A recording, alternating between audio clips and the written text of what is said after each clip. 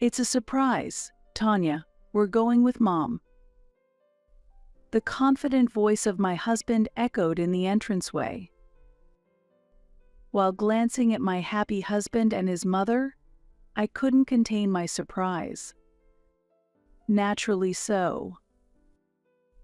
After all, this trip was our honeymoon, so it was natural to be shocked to hear that my husband planned to bring his mother along. Confused by my husband's statement, while I was thinking about what to say, he made a face like he was chewing on a bitter bug and voiced his dissatisfaction. "What's wrong? Aren't you happy?" he asked. There was no way I could be. He should have understood that. After all, there was a deep rift between me and his mother, which I had repeatedly complained about.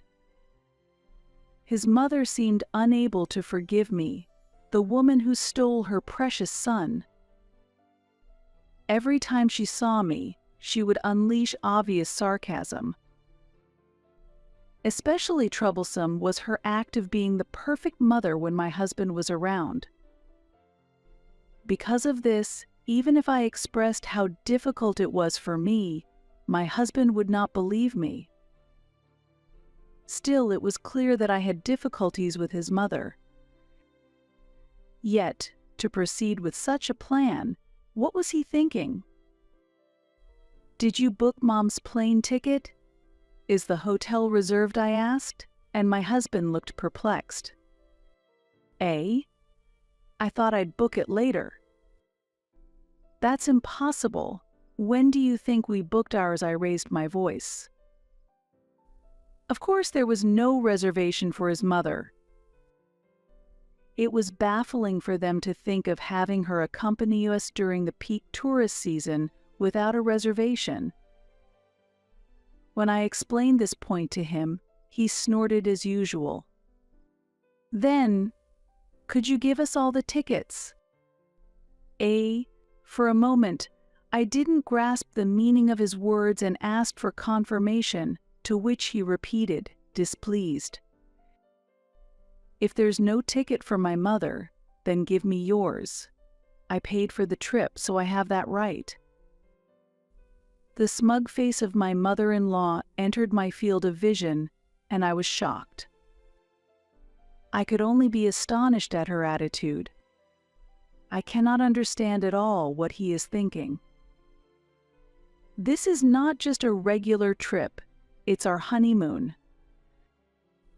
I can't believe he would plan such an important trip with his own mother. Of course, I would want to avoid even a normal trip with my mother-in-law. As I stood with my mouth open in surprise, my mother-in-law had a smug look on her face. She seems very pleased that her son is prioritizing her. "Come on, hurry up. There shouldn't be a problem since I paid for it," he says. Does he think that just because he paid, he can do whatever he wants? As I ponder this, the cost of the trip suddenly comes to mind. By the way, about the cost of this trip. My name is Tanya. I am 28 years old and work for a company run by my father. Initially treated as a nepotistic hire, my serious attitude and results were recognized, and gradually the people around me began to value me. Nevertheless, because of the fact that I am part of a business-owning family, malicious rumors are sometimes whispered, and occasionally they hurt my heart. In such a situation, my husband Glenn has been my support. We are the same age and have been exchanging opinions frequently as colleagues in the same team since we joined. It did not take long for our relationship to start. While Glenn efficiently handled his duties and contributed to improving performance, he was also trusted by my father. When we announced our marriage, my father immediately agreed. "Glenn, huh? I've heard about you. take care of my daughter." "Of course, I'll make her happy," my husband replied. Watching that exchange, I felt the glow of the moment. At that time, my father was timing the future handing over of the company, and within the company, there was anticipation that Glenn might be the next president. He thought that the sudden marriage of his daughter could be a chance for generational change in the company. Although there was a possibility of entrusting the management to someone outside, having a capable son-in-law would surely have reassured my father. I am not good at putting myself forward, but if a competent son-in-law were to take over management, that would be the best outcome. I suppose that's what he thought. Although my father did not discuss this directly with us, we often talked about business management during meals together, so my husband and I anticipated that it would happen someday. My husband's father has already passed away, and his mother lives alone in her marital home. My husband deeply loves his mother, and during our courtship, if she called for help, he would rush to her immediately. Since she raised him alone, I have always supported, with a smile, my husband's desire to repay her. I think my husband, who can respect his mother like this, is a wonderful person. I was proud to be with such a person. However, since we got married and started living together, I have begun to feel more doubts. "I'm going to see Mom for a bit." This phrase has become my husband's standard line. And he visits his mother every week. "Is your mother unwell?" I ask with concern, but the answer that comes back is that she is not. "Tanya, don't worry about it. It's important to spend some time alone occasionally." Initially, he spoke kindly like that, but recently he has stopped showing such attitudes. On a Saturday morning, I spoke to my husband, who was cheerfully humming a song. "Are you going to your mother's house today?" The good mood changed instantly, and my husband stopped what he was doing and took a deep breath. "Why do you say it like that?" He reacted to my question with irritation visible on his face. Surprised, I shrugged my shoulders. I might have sounded accusatory without realizing it. It was already said. He glared at me and said, "Mom is lonely by herself. I'm going because you have difficulties with her, understand?" I couldn't hide my agitation at my husband's words. It's true that I have difficulties with my mother-in-law. Of course, it wasn't like that at first. She is the woman who brought my beloved husband into this world. I sincerely wish to cherish her. However, affection does not always come back equally from the other side. My mother-in-law saw me as the woman who stole her son. When my husband was away, starting from our first greeting, she would continuously throw cold words at me. The first incident happened right after my husband had gone to the restroom.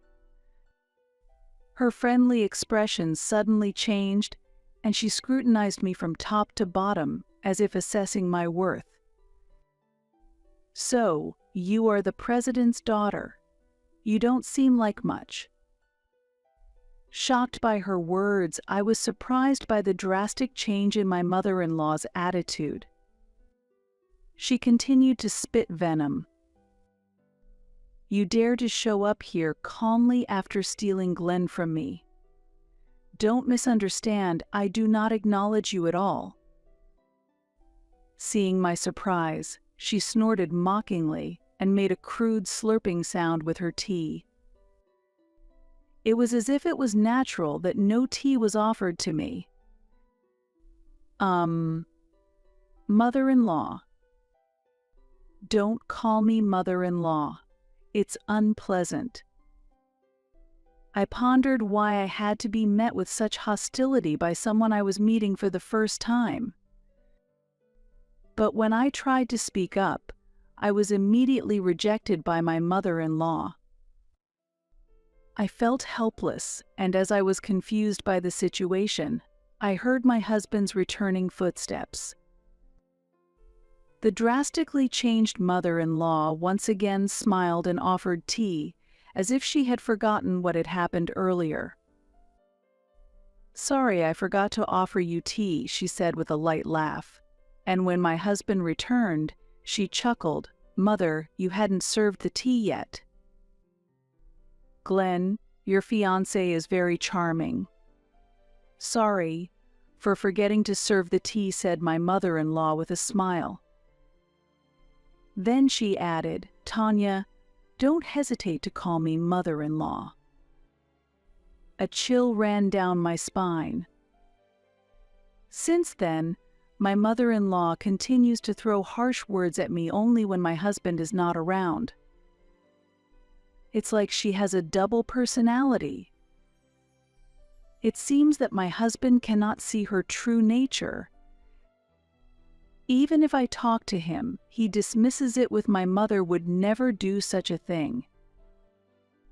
He says, "If you're that uncomfortable, you don't have to force yourself to meet her," and he doesn't believe me at all. Initially, I desperately appealed, but eventually, I grew tired of him defending his mother and began avoiding meeting her. Now, I only visit my in-laws' home when absolutely necessary. My husband might think I hate his mother. "Make sure to lock the door when you leave," he said, and today, as usual, he left without looking back. I tried to reach out, saying, "Wait," but missed him. His back blurred through my tears. After the conflict about his mother, he did not return home. There are moments when it feels like his mother is more important to him than I am. Aside from the issue with his mother, Glenn is a wonderful spouse. When I am having trouble with work, he quickly notices and helps, and he actively shares household chores. This is despite his own busy work schedule. It's a relief that he acknowledges there's no need for unnecessary meetings. Holding these thoughts, I browse through the travel brochures.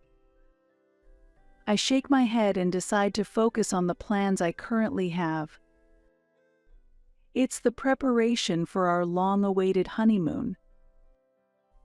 During this trip, I should be able to forget about his mother and have fun. At least, there won't be any sudden calls from my husband. I consider where to go, keeping in pace with my husband, who has just become the team leader for a new project. If possible, I would like to indulge in luxury on this occasion. While turning the pages and feeling tempted, I soon give up on that thought. I left all the preparations to you, so at least I want the payment to come from my account, my husband said. I had intended to pay for the honeymoon together, but he just laughed, not willing to listen. I thought it wasn't right for him alone to bear the entire cost, so I decided to pay for part of it myself. Additionally, being the president's daughter, the sarcasm from my mother-in-law about being extravagant only escalates, which is tough. Thinking about it, I can't help but give a wry smile. Just when I had resolved to focus, thoughts of my mother-in-law invaded my mind again. Let's stop this, I tell myself, and to change my mood, I put the brochure aside and start preparing dinner for my husband, who will be back soon. Then the morning of our honeymoon arrived. As I was bustling with preparations, the doorbell suddenly rang. "Yes, come in," I said as I opened the door, only to be shocked by the sight before me. Mother-in-law. There she stood, dressed in flamboyant clothes with a large suitcase in tow. Noticing my voice, my husband peeked out. "Mom, you're early." While my husband greeted her with a smile, my mother-in-law didn't even glance at me. Unable to hide my confusion, I asked, "Early? What do you mean?" Just as we were about to leave for our honeymoon together, what could her large luggage imply? Could it be that she intended to stay at our house during our honeymoon? Tormented by this thought, my husband cheerfully announced, "It's a surprise. Mom is coming with us." Really? As my husband clapped his hands in joy, a strange sound escaped me in surprise. "What are you thinking?" I pressed. "Wait, what does this mean?" I asked in shock, and my husband declared happily, "It's a surprise. Mom is coming along." As I stood unable to hide my bewilderment, my husband proudly put his arm around his mother's shoulder, saying, "It'll be more fun with Mom along." Seeing this, my mother-in-law smiled smilingly at me. As I incredulously asked, "Wait a minute. Isn't a honeymoon supposed to be just for the couple? Shouldn't we at least have discussed this beforehand?" I tried to keep calm despite the confusion. Even as I was certain I wasn't wrong, my husband seemed to doubt my words. Why can't we understand each other? I wondered. Furthermore, my mother-in-law, seemingly enjoying my distress, hummed to herself. Why must such discord arise on the day we leave for our honeymoon? Doing something like this as a surprise, what were you thinking? I demanded angrily, to which my husband replied, "It's fine because I paid for everything, right?" Noticing my astonishment, he frowned. "No, it's not fine." Could it be that his offer to pay for the trip wasn't just to comfort me but to silence any objections about bringing his mother along? "Wait. That's not going to work," I objected, causing both my husband and mother-in-law to become visibly displeased. "Why won't it work?" my husband asked, and my mother-in-law childishly taunted, "Tanya doesn't want to travel with me, does she?" I felt a headache coming on. The issue isn't about that. "Glenn, what about your mother's plane ticket? Is the hotel booked?" I questioned, causing my husband to look perplexed. "Eh? I thought we could book it later." "That's impossible. When do you think we booked our tickets and hotel?" I raised my voice. Did he really think this could go smoothly without any planning? Though I tried to avoid luxury, the hotel we chose was decent. Especially now, during a major holiday period. There's no way the flights and hotels have availability now. As I pressed the issue, my husband naturally reached out. Then, "Could you give me all your tickets?" For a moment, I couldn't grasp the meaning of his words and asked for clarification, to which he repeated, annoyed, "If there's no ticket for my mother, then give me yours." I paid for the trip, so I have the right to do that. The smug face of my mother-in-law entered my field of vision, and I was shocked. What's happening? What am I being told? My mother went through the trouble of preparing, so I've decided that this trip will be just her and me. We'll go with you some other time, that should be fine. The ease with which my husband favored his mother left me unable to follow. Does he think it's okay if I'm not there? I'll say it again. This is our honeymoon. Just for me and my husband. Being forced to hand over the plans to my mother-in-law, who appeared out of nowhere, is something I cannot accept. He says his mother prepared for it, but that doesn't matter. If he wants to maintain peace, his mother should step back. Yet, I was utterly dismayed as my husband continued to tell me to give up. Come on, hurry up. There shouldn't be a problem since I paid for it, he says. Actually, I was going to keep this a secret. Suppressing a headache, I sighed deeply. Actually, my father is covering the cost of this trip, not you. So it's strange for you to demand the tickets, isn't it? Upon hearing this, my husband appeared bewildered, as if he couldn't accept the fact. That makes sense. He thought he had paid, which is why he could be so assertive. Why would your father do such a thing? He began to question in surprise. I stared at him coldly. My father decided to pay the honeymoon expenses as a gift so we could save up for our future. He had even told me to keep it a secret, considering my husband's pride. Why did you keep this a secret from me? My husband raged, his face turning red with anger. My mother-in-law, too, seemed shocked to learn that my father had funded the trip, and as I listened to my husband's angry voice, my heart rapidly cooled. I had endured my mother-in-law's nagging and my husband's bias towards her for too long, and I finally ran out of patience. If you two want to go, then return the money to my father and cancel the reservations. Please arrange your own funding and start over. Ignoring my husband and mother-in-law's attempts to stop me, I quickly grabbed my bags and left the house. This was no joke. It was not right to use my father's money for people like them.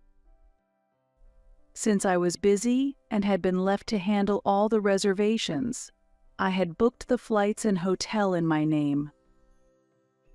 Because of this, I was able to cancel everything swiftly and got into a taxi. Instead of heading to the planned airport, I gave the driver my parents' home address. When a daughter who was supposed to be on her honeymoon returned home with large luggage, my father was shocked. As I explained the situation, my father exploded in anger. What is this story? Is this some kind of joke? The constant calls from my husband only fueled my father's rage further. I was furious as well. This conversation cemented my decision. Dad, I'm considering a divorce. When I conveyed my resolve, my father calmed his anger and comforted me gently. Without saying a word, he just gently stroked my back, letting me feel his warmth. I'm sorry, Dad. As I let these words slip through my tears, my father firmly grasped my hand. The next day, my husband came to my parents' house with a box of sweets as an apology. Just as I was about to turn him away at the gate, my father intervened. If you're considering divorce, we need to talk properly. Let's hear his true intentions directly. Let him in the house. While I had intended to consult a lawyer, I followed my father's advice and welcomed him. As soon as my husband saw my father at the door, he immediately apologized. I felt irritated at the sight of my husband pretending to be innocent in front of my father. As my husband continued to apologize, I sighed, and my father urged me to lead him to the sitting room. "President, I apologize for the inconvenience caused by this disturbance," my husband said, starting to apologize with his face down on the table, even before the greetings were over. Occasionally, even in private, my husband calls my father President. He used to joke that it had become a habit, but at the moments when he calls my father President, he seems to adopt a business-like attitude. Perhaps it's because he's used to it at work. His practiced way of apologizing was disturbingly perfect. "What is this apology for?" my father pressed, sighing repeatedly. His emotions were the same as mine. My husband just kept repeating, "I'm sorry for causing a disturbance." This was not an apology to me. It was just an insult. As my panicked husband tried to say something, I interrupted him and presented the divorce papers. "Do you know how to fill out these divorce papers? My part is already completed. Please refer to it." Speaking with deliberate politeness, my husband's face turned pale as he looked at the divorce papers. "Wait, Tanya, divorce." It felt like the first time since he arrived at the house that he actually looked at me seriously. I have always been second to him. "That should be fine, right? Glenn, you have your mother." If that is his attitude, I am also prepared to act businesslike and refuse any attempts at reconciliation. "What are you talking about?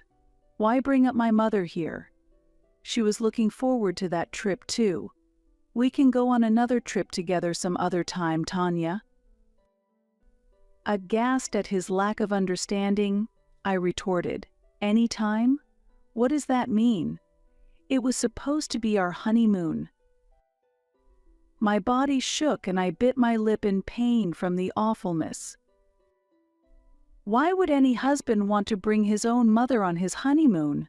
Where in the world does that even happen? I asked myself, sickened by the thought. Yet, as if to worsen the situation, my husband stubbornly persisted. "It was just a suggestion to go together at first.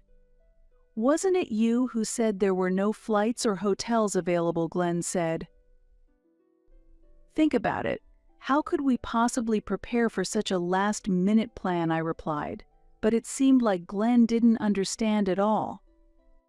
Unbelievably, he was serious. Glenn showed his anger openly and raised his voice. "Are you saying to send my mother back even though she was looking forward to this trip too?" At that moment, my father intervened and calmed the situation. "Let's end this now," my father said calmly, and after a silence, he shook his head in disappointment. "Glenn, I'm really disappointed," my father said, and Glenn suddenly called him President and straightened his posture. My father watched Glenn standing there with a gaze filled with deep sadness and disappointment. In the heavy silence, my father spoke. "Why did you choose your mother over Tanya in such a situation?" That question weighed heavily on Glenn. Searching for words, Glenn stammered, visibly sweating from nervousness. Even though Glenn could be assertive towards me at times, he could never defy my father. My father continued, "A honeymoon is supposed to be for the couple. You could have gone with your mother any time after that, right? Wasn't it true when you said you loved my daughter?" To this, Glenn shouted, "I'm not lying. I just wanted to treat my mother as important as her." At this sudden outburst, my father looked sternly at Glenn for the first time. "Even if it makes Tanya sad, is that okay?" he pressed, and Glenn lost his words, stammering. Then, trembling, he said, "I'm sorry," but his clenched hands clearly showed the humiliation he felt. His apology was because it was necessary, not because he truly thought the situation was wrong. He was apologizing because my father, the president, was angry, not because he felt the need himself. "Glenn, you are a capable person," my father said, and Glenn momentarily showed a relieved expression, but soon realized he had misunderstood. My father's gaze was icy like a midwinter lake, piercing Glenn with increasing sternness.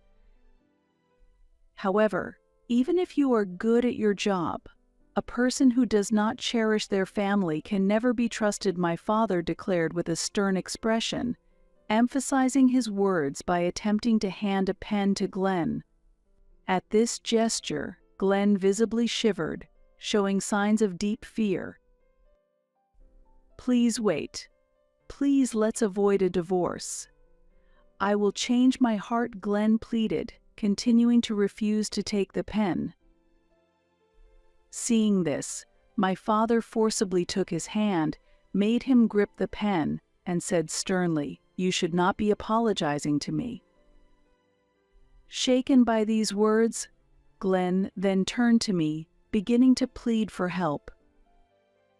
"Tanya, please do something. Please, anything but divorce," he said as he moved to my feet from my father, clinging to my legs and looking up imploringly. "I will prioritize Tanya from now on," he vowed forcefully, but his words felt emptily hollow, as if his tears had already dried up. I could faintly sense the contempt for me hidden behind his words. "Please. If we divorce, I won't be able to pay off the debts." Glenn blurted this out in panic. Confused, I asked, "Debts? What are you talking about?" repeating the new information I had just heard. Then, suddenly recoiling from my feet, he covered his mouth and showed a look of regret. Overwhelmed by the situation, my father and I just silently stared at him. Amidst the tension, Glenn stuttered, well," and finally, gathering his resolve to speak to us, he began, "So, it's about." When the shocking truth was revealed with his fearful demeanor, my father and I were so astounded that all we could do was hold our heads in disbelief. Incredibly, Glenn and his mother had been confident that the position of president was almost certainly theirs, and had been spending recklessly without any moderation. The reason he visited his mother's house almost weekly was also to enjoy a lavish lifestyle with her.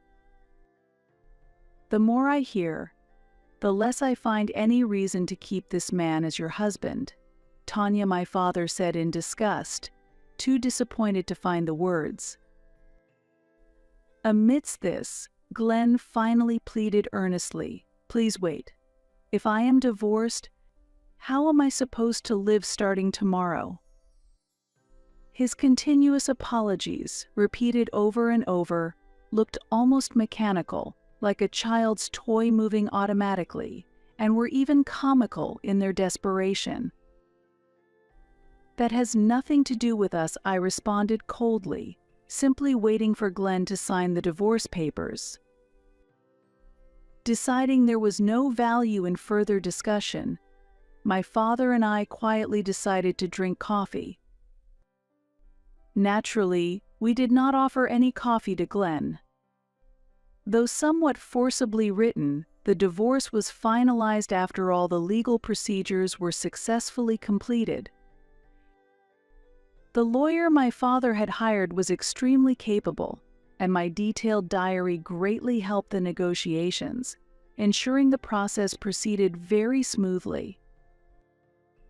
Additionally, when we claimed alimony, including the costs of the canceled honeymoon, there was a request from the other side, through their lawyer, for a reduction. However, my father immediately rejected that proposal, and I couldn't help but laugh when I heard his decision. As for Glenn, rumors of our divorce spread rapidly throughout the company, resulting in a complete change in the atmosphere around him, making it uncomfortable. Consequently, he decided to resign in haste. Since it was a resignation of his own volition, his severance pay was not substantial, and he ended up using all his modest savings to cover the alimony and his debts. As a result, he is now living a very modest life. Regarding his mother, she has fallen ill and is completely bedridden. It seems she's managing to get by with part-time jobs and has been contacting former colleagues for financial assistance, although the truth of these stories is uncertain. Now, these tales have become the subject of jokes at drinking parties. As for myself, my father has finally decided to retire from his position as president, and with substantial support from other employees, it is highly likely that I will take over as the next president. Although I initially hesitated to take on the role due to my discomfort with leading, my father's rare expression of vulnerability, wishing to entrust the company to someone reliable, has renewed my determination. I feel a responsibility to fulfill the expectation my father has placed on me. Initially reluctant, it seems I have inherited managerial talent from my father. Thanks to his continued support as chairman, our company's performance is gradually but steadily improving. With this newfound confidence, I have been increasingly approached at various events for CEOs. I have not yet considered starting a new romance, but a good time to start a new phase of life may be approaching.